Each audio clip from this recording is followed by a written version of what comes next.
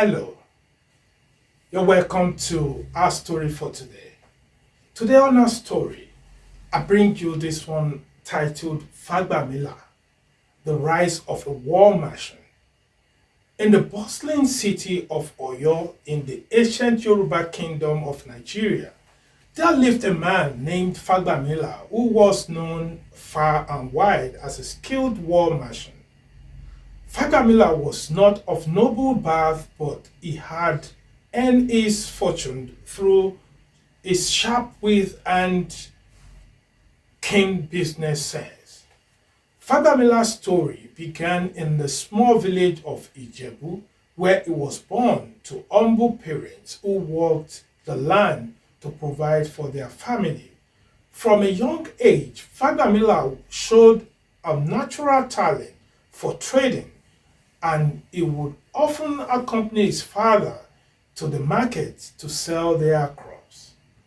As Fagbamila grew older, he began to travel to different villages and towns to buy and sell goods. He quickly gained a reputation for his ability to strike a good deal and negotiate with even the toughest of merchants.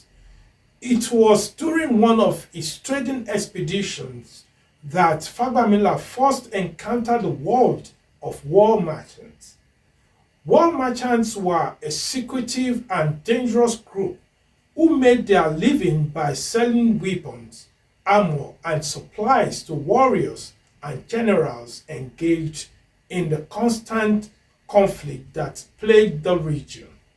While many viewed them with fear and suspicion, Fagbamila saw an opportunity to make a profit.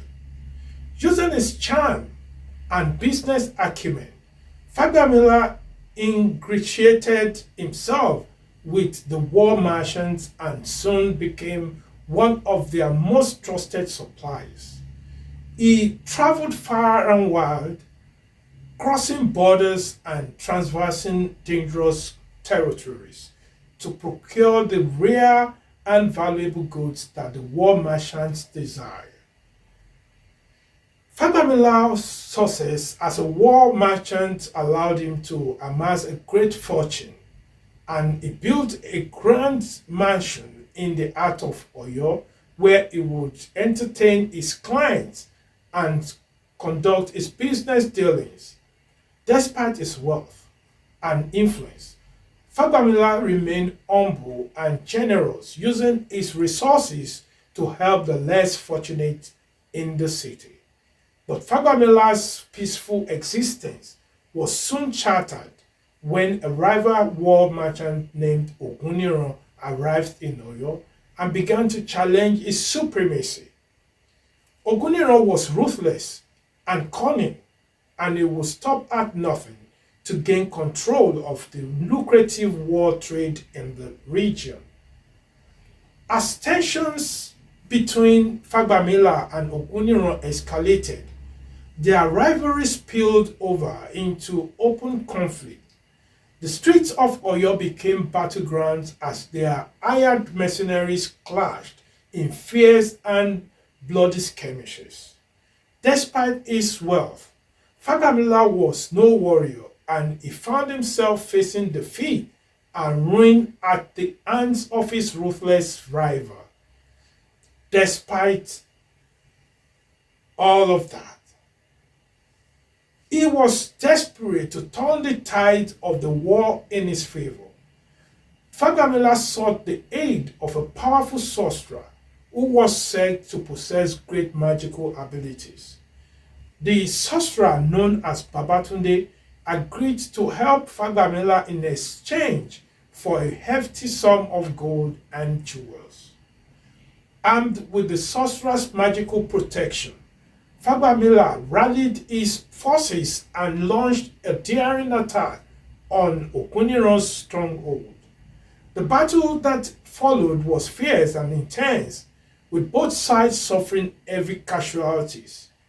In the end, it was Fagbamila's bravery and cunning that secured victory, and Oguniro was forced to flee the city in disgrace. with his rival defeated and his position as the preeminent war merchant in the region secure, Fagbamila emerged from the conflict stronger and more determined than ever. He used his newfound power and influence to bring prosperity and stability to the war-torn land, earning the respect and admiration of all who knew him. And so, the legend of Fagbamila, the war merchant, was born. His name became synonymous with wealth, power, and sources, and his story was told and retold for generations to come as a testament to the strength of human spirit and the power of determination. And that is our story for today. Tomorrow we'll bring you another one. I'll see you there.